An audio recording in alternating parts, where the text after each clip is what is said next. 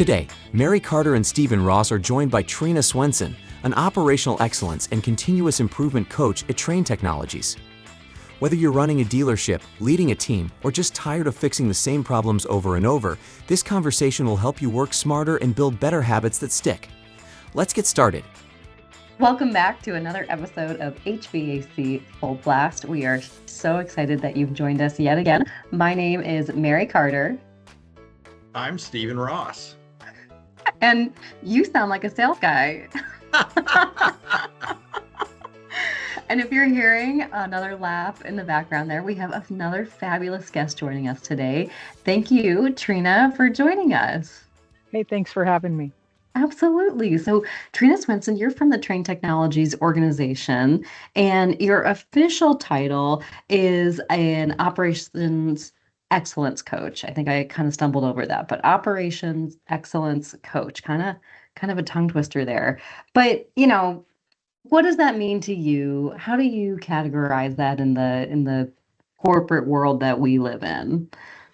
Yeah, well, like my official title is a senior value stream coach, and it's like an operational excellence coach. And if I think about what I do, and if I were to be, and it's happened before, I've been at a rental car counter and someone says, "Hey, what do you do?" And it's really easy for me to say, I help people improve processes and I develop people. And so it's really simple in my mind that I try to help people be better today than they were yesterday. And I want to be better tomorrow than I was today. And I want to help our people here at Trane Technologies, or anyone who wants to be involved. I want to help them improve not just what we do, but how we do it. Nice. I love that. That's a very big, lofty, and noble goal, I would say, in a role.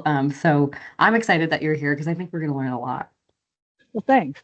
I hope people can break it down, not just to think about it as really, really big problems, but it's those incremental things. It's like that 1 degree at a time concept, because there's no such thing as a problem that's too small. I'm actually in Florida right now talking to a group of heating and air contractors, and we kind of ran through this where, if the average heating and air contractor makes, let's say, 5 or 6% net profit, and we just came up with a number, let's say it's $300,000 a year, and you go, okay, well, what if we could go from 5% to 6%? Well, I mean, that's enormous, right? You're going from, say, $300,000 of net profit to $360,000. So it on paper, your accountant just goes, well, 1% more profitable, but in real dollars in the bank, that's an enormous number. And so I think we're always looking for what are kind of those small changes or things that you can tweak. If we can just gain a little bit of efficiency in a couple different places, that can be enormously impactful to a small business. So Trina, I'm really excited to hear kind of the best practices in terms of going around and trying to pick up those operational efficiencies. It's interesting, you talk about just that 1% and a little bit of nerdiness. One of my favorite books is Atomic Habits, and there's this idea in there that if you make a 1 degree change every day, by the end of the year, it's 37 degrees, right? 37% improvement. So if you think about what can you do, one thing a day that will improve your process, right? And so the first time I heard that, I was like, you've got to be kidding me. What could I do that would change my life? Just 1 little percent a day. And a lot of people get wrapped up in well, it could be health or it could be something else. Well, if I were to stand up and you would see, you'd be like, oh, obviously health is not her primary focus in life. She's not working out. I jump to conclusions more than I jump at the gym. But ideally, it could be anything. It could be mindfulness, right? And when I talk to a lot of people about problem solving, we do this in everyday life. It's not just like at work and in manufacturing, but people in healthcare and in banking and everywhere. So it could be just that one thing. It could be like how we talk to our kids, or how do we do everything. It could be, I'm going to go to bed 5 minutes earlier, and it could just change the way we think about it that way. So it's just very incremental things that change significantly. All right, I got a question for you. All right. So, and I'm ready. I'm putting on my heating and air contractor hat because All right. we had lots of problems. I mean, it's Okay. so I would say I would categorize problems into two different buckets. Here's bucket number one. Okay. One day we had built a new warehouse, and we had a little truck washing station right next to the warehouse where it was a concrete pad, drain that could drain water away. There's a hose, there's brushes, soap. And so the technicians, we said, hey, we've wrapped the vans. They look beautiful. We want to keep them. This is our brand. We want to wash the vans at least once a week, but especially if they get dirty, wash your van. And so that was just kind of one of the requirements for installers, salespeople, technicians. Everybody had to wash their vehicles at least once a week. And one of the technicians one day, running behind, he's late. He's due for his van inspection, decides to take his van through a car wash, and the ladder rack on the top of his van does $100,000 worth of damage to the car wash. So you have like these, I mean, these are like, when you think about owning a business, I never once did that ever cross my mind.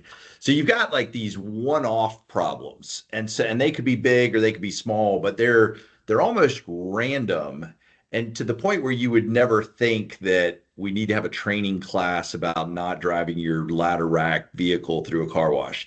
But then you have like these other problems, and those are generally just smaller and but repetitive, and you become so used to them that they're almost like blind spots, like you don't notice it anymore. Like, if you have a litter box in your house from cats, and the litter Become box nose stinks, blind, but you right? live Yeah. there and you don't notice it, and then somebody else comes in and like, oh my God, I can smell your cat.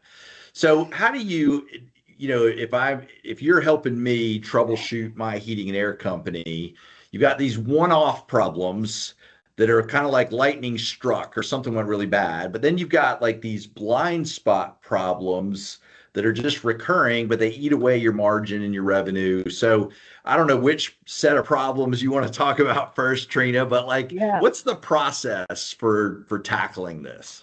So I love the fact that you brought up both kinds, and I'll kind of describe them differently. So we in problem solving, we think about two different types, and one of them is when you want to return to a known standard. And when that's the case, you just think about all of those, like what I'll call those nagging problems. And I'll use the analogy of, like, you buy a car and you're used to getting like 32 miles per gallon, and you're like, hey, I'm used to getting this. And all of a sudden you realize you're only getting 28 miles per gallon. And you're like, I wonder what's causing this. And in the meantime, you haven't gotten your oil changed in like 6 months, and you haven't gotten your tires rotated. And there's all of those nagging things that you just mentioned, and you're like, well, here's the multitude of things that I just haven't really done. And that known standard in your mind is like the 32 miles per gallon. The Pareto principle, which we often know about, is that 80-20, and you start stacking up those things of like, how do I understand what is the one tallest candle that I should really go solve for quickly. And once I get rid of the tallest candle, and it could be, oh, by the way, the one thing that I know is that I had a flat tire, so been running on a donut for the last 3 weeks. And maybe let me solve that first, and then see what's happening. Identify the tallest candle, get rid of that problem first. Well, I got the tire fixed. Well, that got me 1 more mile per gallon. Well, I'm still not back to 32, but I'm closer. So you start getting one thing at a time. The other part that I'll add, Stephen, is you got to really understand, am I just solving symptoms or am I really getting to root cause? Right? So are we solving the behavior or are we actually solving like what's really at the root? Am I getting gas at a place that might have, water in the tank and kind of those things? So trying to understand what is the root cause of the problem. So once you get to that point, you can be like, could be that I, have a car that's 25 years old and it's just time for a new car. Now, the other kind of problem is, and when you realize maybe it's time for a new car, so it's a new standard, right? So let's kind of talk about that van that had the roof rack on, right? It's a new standard of understanding, if you will. So that when we think about that, maybe it's a new strategy. Like we want to help our folks understand, what do we want to get out of this? And you mentioned training. Maybe this is something they've never had before. They don't know. We need to have training and concepts of, hey, it's not because we didn't care. We just had never had to be at that level before. $100,000 of damage in a car wash was because what did the car wash have for capability, learning, understanding? Okay, how do we get better? And they're like, all right, this is what happens when we do this now. Or how do we buy a new car? Hey, I'm not prepared for that level of financing. I've been driving this Toyota Corolla around for the last 15 years, and now I want to go get a BMW 323 or whatever I'm going to go get. I do. Yeah, I'm also there. Whatever my new is that is different from my current standard. And when that happens, we have to decide what my current state compared to my future state, and then define that gap. And then how do we bridge the gap?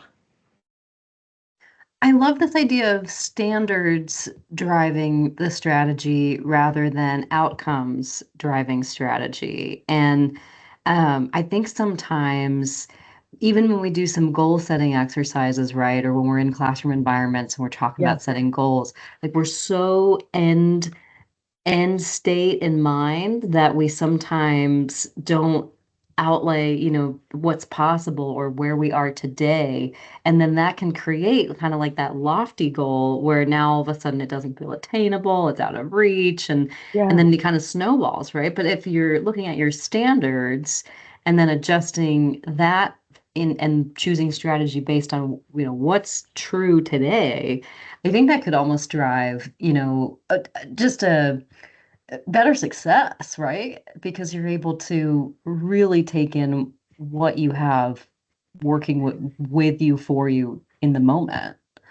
It's so real, Mary. I mean, you can use that for anything. You can use it for in personal, professional, whatever. Like you can say, hey, you know what? I want a new house. I want a new car.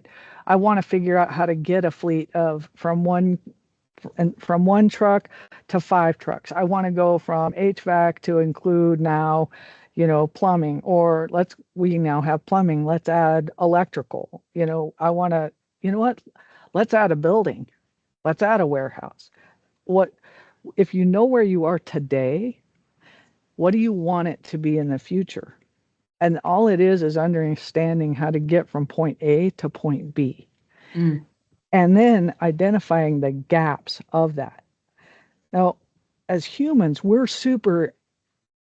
are really, really good initially at saying, I think I know what the gaps are, and immediately saying, I know how to solve that. Like, if I tell you I'm hungry, Stephen is immediately saying, well, here's 14 different restaurants. Before I told him what I was hungry for. This is so true. And especially as salespeople, not only am I going to throw you, 14, but I'm going to have a leading 5 and a mid 5. Sure. Yeah. I mean, we're definitely wired that way too. I mean, I especially in a sales role, right? My inbox is flooded with problems, and it is like, get these off as fast as I can. Yeah. So that's one of the ways that, I think that the two different types of problem solving are effective. Interesting. All right, can we be, so to some extent, we're having like a little bit of a theoretical Yeah, conversation, but yeah. all right, so I've never worked at a company or consulted at a heating and air company that there wasn't a little bit of friction between the sales team and the operations team. And Always true. so, um, I'll just give you kind of a frequent one. So, sales guy goes out and makes a mistake. So either he mismeasures sheet metal or misses something. And so installers are at a house, they're 30 minutes from the shop. If they leave to go back and get what they need from the shop, it's at least an hour round trip. Plus, they got to pack up their tools so nobody steals them and that kind of thing. Right. So, the other option is okay, well, you have a runner go from the warehouse to run it out to the installers. Hey, they need something else. Let's run it out there. We even got to the point where we were using Uber to come to the warehouse, pick Right. up the part we needed, and run it out to the installers because my warehouse people were so busy. And so then one of the trickle down effects was the salespeople didn't really care because it didn't impact them. And by coming up with a solution that didn't involve the salespeople, then they really didn't care because they're like, I don't know what size return that was, but let's just Yeah. replace it and we'll just run out there whatever material they need. And so even if you said, okay, 90% of our installs go flawlessly, that 10% is so inefficient that you're eating through the margins for the whole install department on those 10% of the jobs that are inefficient. So Mm. let's say I own a business. Walk me through, Trina. Am I just dealing with the symptoms? What's the underlying problem? How do you account for the fact that even your best salespeople are going to make mistakes every now and then? Walk me through how you would help me kind of conquer that problem. This is probably the thing that I love the most about problem solving Because it's the because, thing I hate the most. So I'm glad we're on this thing well, together. and it's probably and it's probably the most interesting, and it's probably the thing that has taken me the longest to wrap my head around. And once I did, I was like, oh my gosh, it's super cool because, and once I say it, I probably have to say it again because it's a little bit interesting. And this kind of goes back to something we said a minute ago, Mary, about um, there's a few things that are very Trane-esque, but it's ideal behavior drives ideal results. Mm. Okay. And this is a kind of a lean thing, but we can have a, a system where we're looking for, where we want to have the behavior driven results versus results driven behavior. So if we pause for a second and think about that, we really want to have the results that are driven by behavior versus the other way around. And think about for a second, I'm sure we have scenarios where people do something that's just check the box. Mm. That's results driven behavior. So to your question then is what we want to have happen is we want people to get the results based on the ideal behavior. So they do things so much so that it's driven by the desire to get exceptional customer satisfaction. Mhm. I love it's such simple phrasing, right? But it's so impactful to how you even approach problems.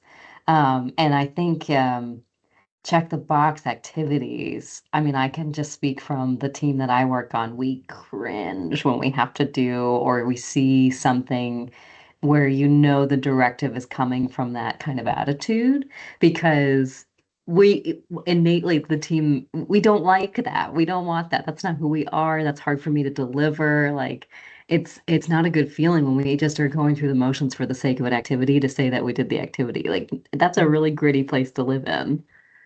and it's scratchy for everyone to have to do it.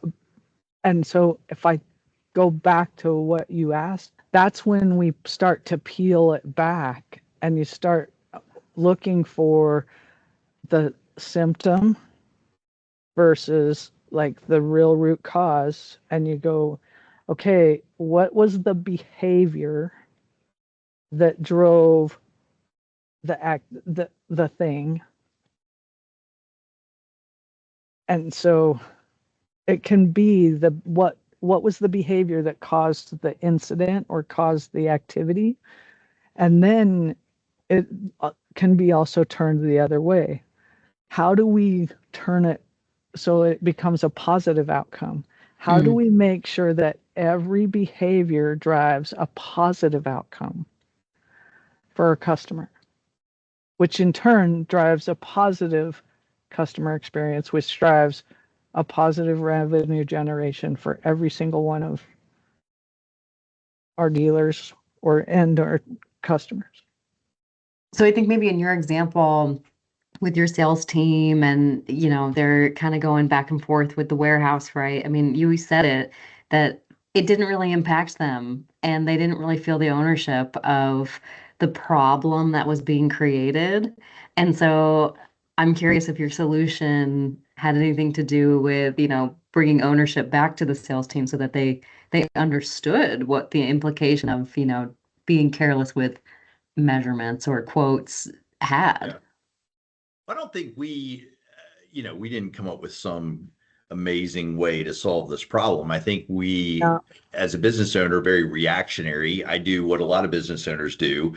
So to your point about checking the box, the first thing I do is say, okay, we have to have a checklist, right? And so when the sales guy turns in a job for the install department to do, does he have pictures of the electrical panel? Does he have pictures of where the equipment's going?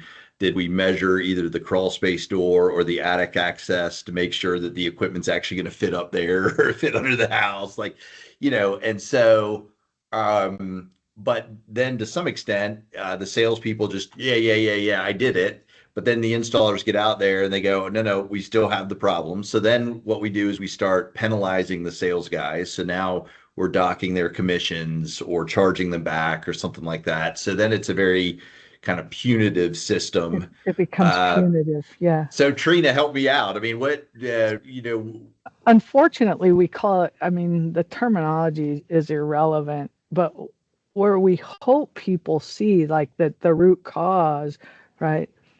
Like I remember one of your earlier guests when I remember you talking about checklists, and it was really about going to Gemba. It's like, go and see.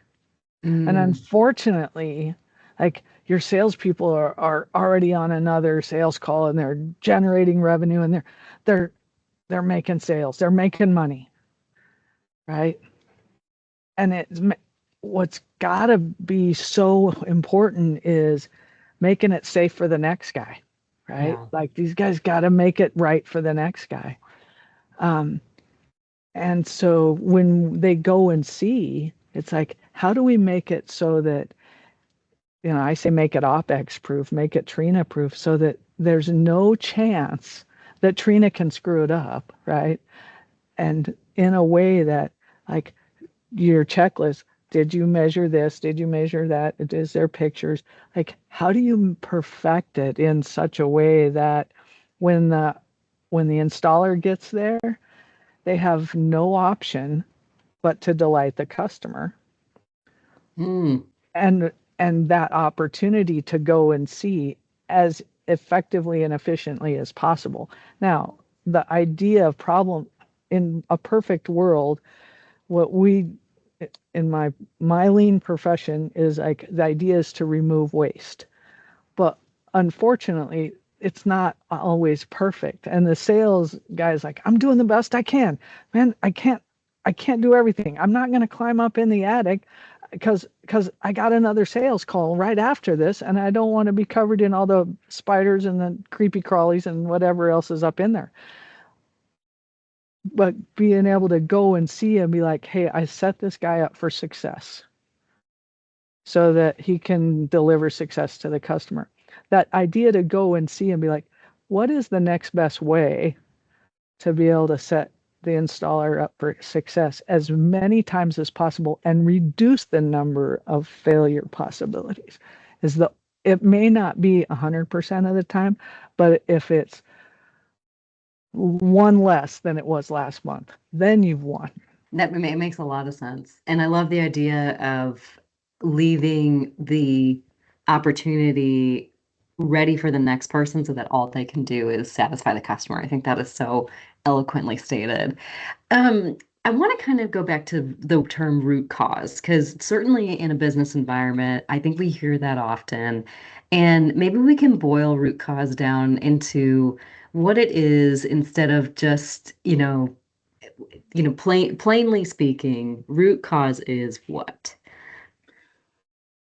Yeah, so root cause is when I think about root cause is what is let me use an Amazon example, or we can actually let's use this example of, why did we have to send Uber to deliver the part instead of the installer being able to take the part? In an ideal scenario, it would have been measured successfully. We would have understood exactly what parts and all of the equipment that was necessary on the initial estimate.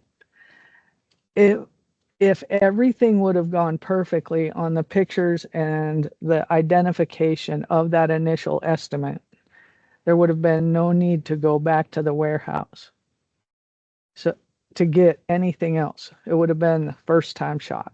Right. So root cause is what we would identify the gap is there was a lack of knowledge or a lack of complete delivery of initial parts, right? Right. And so the failure, right, is that we are missing the complete delivery on the first time, right? So breaking that down and being able to say, how do we stop that from happening? And when you stop that from happening, you've got root cause. And so it might be different at every site, but you can Pareto that back. It might be that we are not measuring if you can say, hey, it happens 80% when we have attic install. It happens 20% when we have crawl space install. It happens, and in attics, when we do this size unit, and when we do in crawl spaces, when we do this size unit. Maybe try to break it down even more. Like when I talked about the Paretos, you might be able to figure out when does it happen the most and start like segmenting it even further. It's interesting. I mean, I think, having been at different companies and we've tried different things. I mean, one of the things, just to give you an example, we said was in some cases, the sales guys were running 5 calls in a day. So to your point, maybe they're feeling pressure to get to the next call and they're not spending the time they need on the first call. So then we reduce the number of calls per day the salespeople are going on. We did, I mean, in an ideal world, if you could limit, this is just maybe a little bit of human nature, but a salesperson or a selling tech, limit them to 3 or 4 calls in a day, you actually see their closing ratios go up and their average ticket go up, which compensates for the fact that maybe they're losing that 5th or 6th call that they were running at a really busy time of year. So you see, I mean, it's interesting to try to peel back the onion a little bit and go, what's the root cause? Is it that the salespeople are rushed? Is it that we're stacking too many customers on them? So there are those, but I also think, I mean, a lot of it's just maybe a little bit of just laziness or a lack of priority or just human nature being like we all are fallible and we make mistakes sometimes. And so sometimes you're trying to figure out like what is an acceptable error rate is if 95% of our installs go off without a hitch, do we just say, well, that other 5% means we're human and we've got human installers and human salespeople and so on? Or do we go, man, if we really got good, we could crank down that 5% error rate to 3% error rate and push another 2% to the bottom line? I don't know. Mhm. You know, as I'm sitting here and we're having this conversation, I'm actually doing something that I say is really, really poor. I'm armchair quarterbacking this whole process, and That's like all I do for a living. and we just got talking about go and see. But one of the things that is probably one of the really effective ways for these folks to like improve it is send an installer. Like, never problem solve alone, right? Hmm. It's a team sport for sure. But if you've got a couple of sales folks that are the ones that tend to have an opportunity, and they're the ones that consistently have the high Uber tickets, send one of your best installers with him when they do the estimates, and be like, hey, this is what good looks like. Yeah. Yeah. Right, like that real go and see of like, hey, here's what we want to see good look like, because we talk about how to Pareto, what we call a Pareto of miss, of like when it's bad, we track a lot of data, and we that's always a good way to see. But what's also great is track a lot of good Mm, and do more of that. yeah. Like, I want to, celebrate when people are successful. Sorry, Mary, go ahead. you're good. No, celebrate successes. I want to just pick out the word Pareto for a moment. Yeah, And can you maybe root cause for me at the moment is I don't know what Pareto means. So yeah. Oh, yeah. help me understand that concept. So we think about like the Pareto principle, and the Pareto principle is like the 80-20 rule, and that 80% of the information is where the majority of the problem is going to be. And just as a general rule, so if you take all the data and you graph it out, that you're going to see the majority of the problem in 80% of the data as a Interesting. Okay. general rule. Yeah. And so focus your calories and your problem solving effort on that 80% of the data based on that information, and start there. Um, because the other 20% of that tail is not worth your calorie burn. And then once you've solved that 80% dead, done, gone, and once that's done, then you can reassess the rest of that. Interesting. Okay. And so Okay.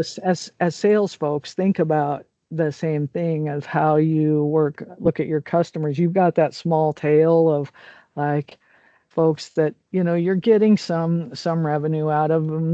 They might buy one or two systems, you know and you care, but they're not generating a ton of calls. You might get one or two calls a year. You need to keep an eye on it, but you really need to focus on the big ones.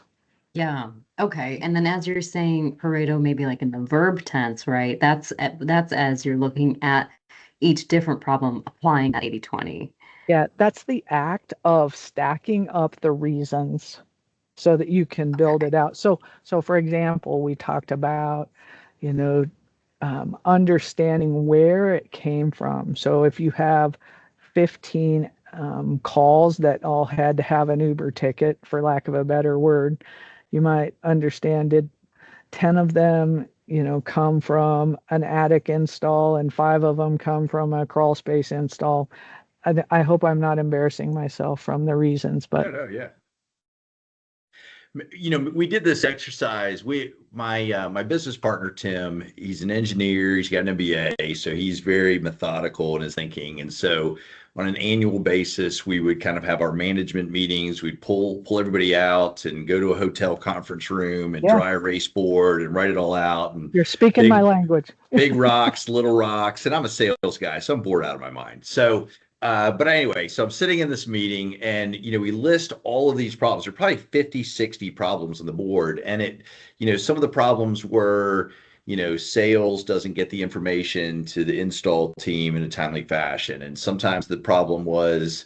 The plumbing department can't get what they need from the warehouse department, and so we have all these problems all over the board.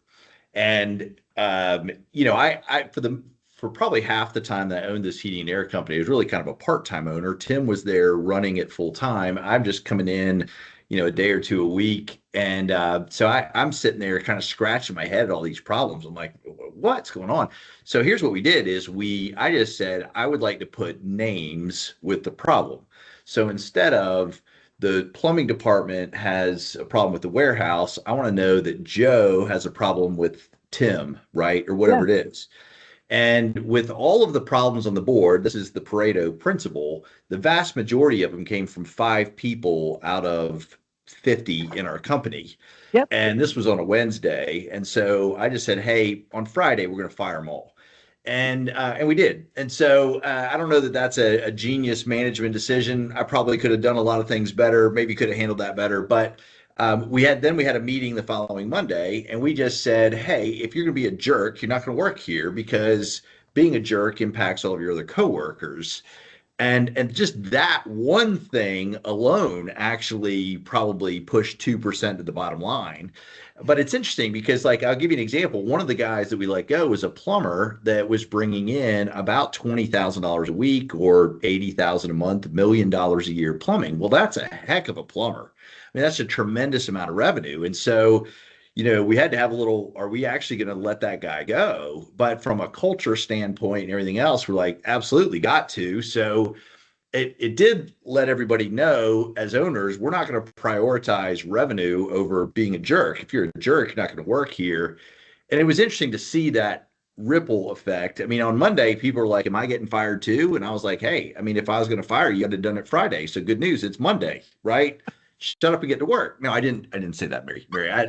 But Jeez, tough sledding over there. No, but that's the Pareto principle, right? Which is just, what are all these problems? And I mean, I think to some extent, sometimes on the sales team, that's the case too. You got 3 or 4 salespeople, and one of them's the problem. It's not all of them are the problem. And so then it's to Trina's point, we got to, all right, is it a training issue? Does that one person need to ride along with the installers, or do we need to have an installer ride along with that one salesperson to help from a training standpoint? But also there's just sometimes a brick wall where somebody's bound and determined not to improve or not to get better or not to change. And that's where you just go, all right, well, we got to pull the plug on that one. And I think that's after you figure out that where are you and where you want to go, and then it's important to understand what are the gaps. And to your point, Stephen, I think that's really the key, is like, what's causing that issue? And it can be one of any number of things. And I don't often advocate for like mass firings. However, if it works, it works, right? Like, whatever you want to do within your business is kind of up to you. But I do think strategy, right? It is one of many strategies. Yeah, it is one of many. There you go. I like one that. of many strategies.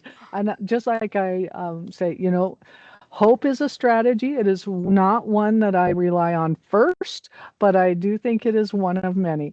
Now, I think like problem solving is a culture improver, right? Because to what you exercise, and I like the logic that you put in place there, is like recognizing that culture killers is a really impactful thing of like, hey, if you've got somebody that's wrecking your culture, it doesn't matter how much revenue they're bringing in.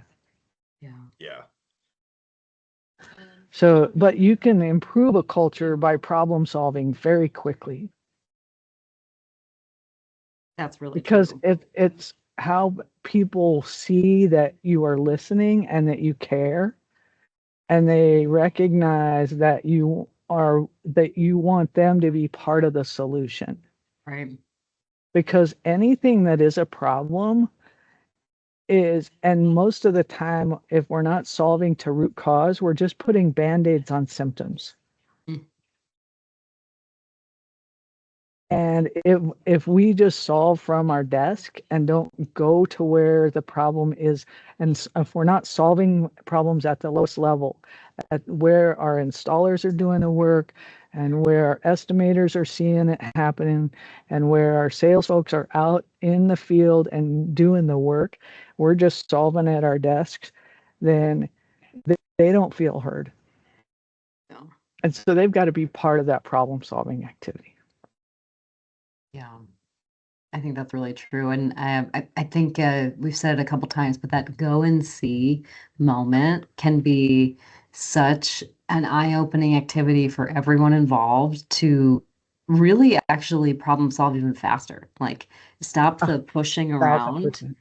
Yeah, and I had encountered this with some customers over the summer, and little bit of a quality situation that we needed to tackle, but it wasn't as straightforward of just swap this part for another. It was like, okay, why is this happening? And connecting product manager, oftentimes in sales, especially in a distributor role that I'm in, I'm the bridge for a lot of functions, and just connecting the people in the factory with the people in the field and saying like, and nowadays the power of video and photo, I mean, we were able to really dial that in so much quicker than all the pushing around of the problem that I think creates again a lot of that grit when we get into problem solving of just like somebody like just do it. It's like, Well, and you don't have to overthink it, right? Like if you know the solution and it can be done quickly, like just JFDI, right? Like we have yeah, like JDI is just do it, but like let's throw the F in there and it's just freaking do it. Like I'm not here to like make it scratchy, but like no. just solve the Sometimes problems. F on this podcast is financing, and sometimes it's freaking like, Yeah, like that's right. But like let's just solve problems and there's the really, really go get problem solved, because when we solve problems and we make it easier for people to do their work, they are happier. And when yeah. they're happier and they're more productive, they will outperform your wildest dreams. So true. I You know, want to Nick, touch on this really quickly because when Stephen was talking about kind of like the one-off random problems, Yeah. something that I see in our world a lot is sometimes it feels like the one-off randoms are hitting you from all sides, and you turn into a master champion firefighter, and you never get out of that position. How can people who are feel listening to this feeling like, yeah, I hear you. Would love to Pareto and problem solve, but I can't even get out of one problem before I'm in the next. Apply some good skills to get out of firefighting mode and back into run your business mode. Well, so there's a couple of things to that. And it's hard because I am a recovering firefighting addict. And, I grew up playing whack-a-mole, and it's what we do, and probably why I like to problem solve now, because being a, like, let me just say, burn your cape. Mm, Just go ahead and burn your cape. Because being a firefighting superhero is not going to make you rich. ooh, good. That gave me chills. So that's really good. I think I needed to hear that. You will, if you can, that 1 degree of difference, if you will spend the time to capture the data and identify which is the actual big problem to solve, that will be worth the money. Because if we play whack-a-mole, you're spending the quarters. Great point. it is the shift is, I think, the way we would try to think about it is going from being reactive to proactive. And if you're always reactive, Yeah, you're in trouble. Well, but how do you be proactive? And the biggest challenge we have is we had very limited resources. I mean, we're a small company, payroll's yeah. tight, money bills are tight.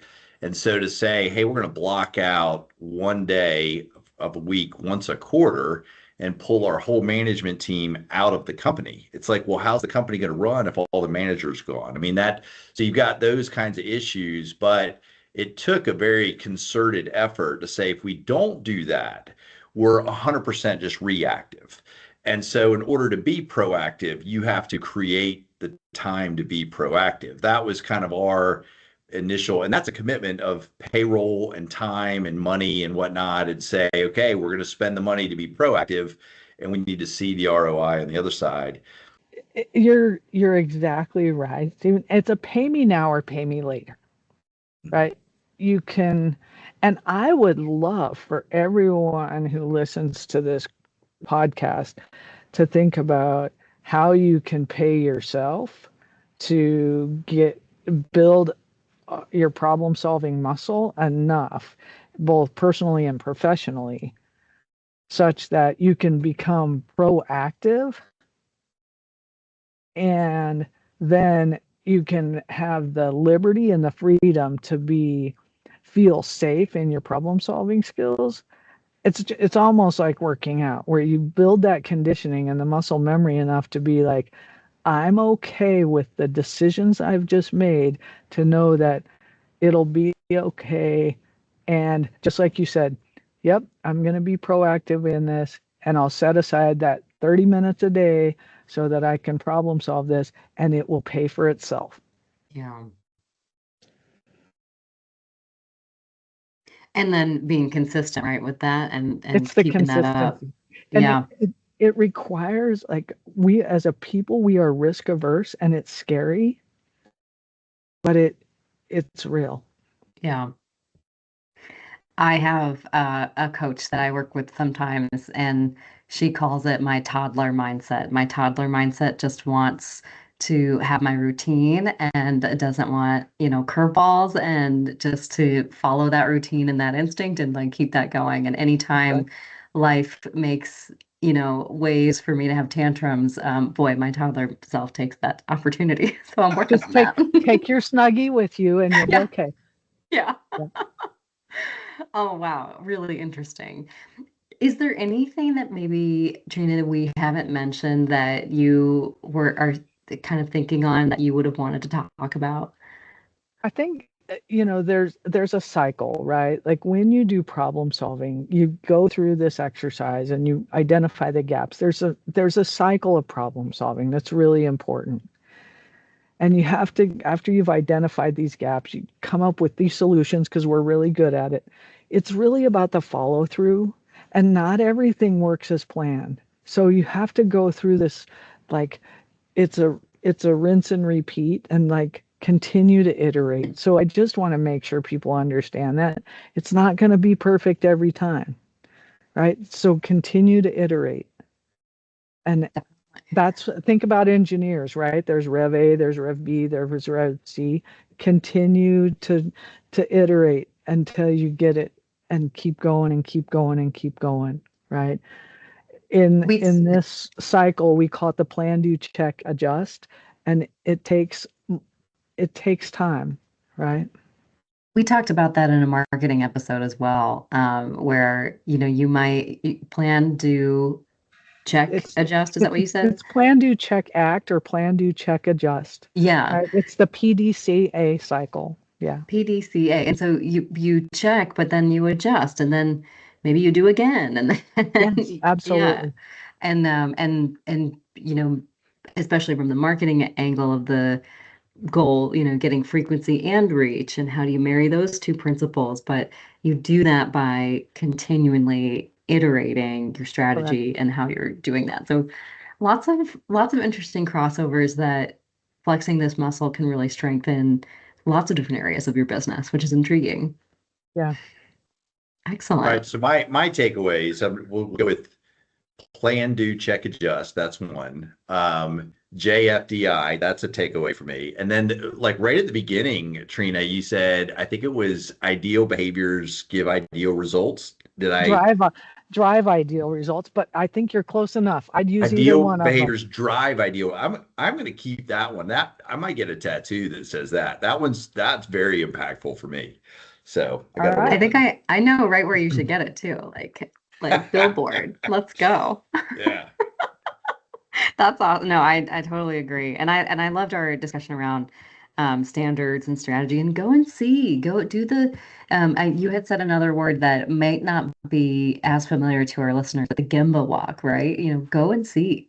Yeah, so Gemba is Japanese for like where the work is done, right? So go where the work is done. And I think that's why I continue to use that even in environments that are not, you know, traditionally manufacturing, because it sticks and it makes people ask the question.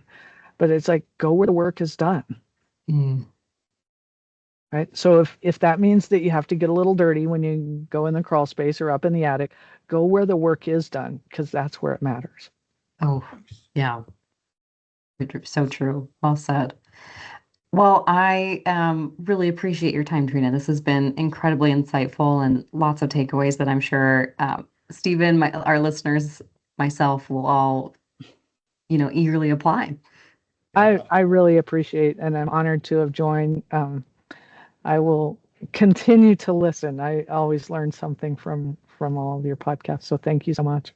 Oh, thank you. I'm so glad. And for those of you that want to reach out to us, maybe ask Trina a question or get some insight on a problem that you're having, please feel free to email us at hvac_full_blast@tranetechnologies.com. We would love to dig in further with you. That's all for now, and we will catch you next time. Until next time, JFDI, Mary. Whoa! Eat it. We're out. Bye.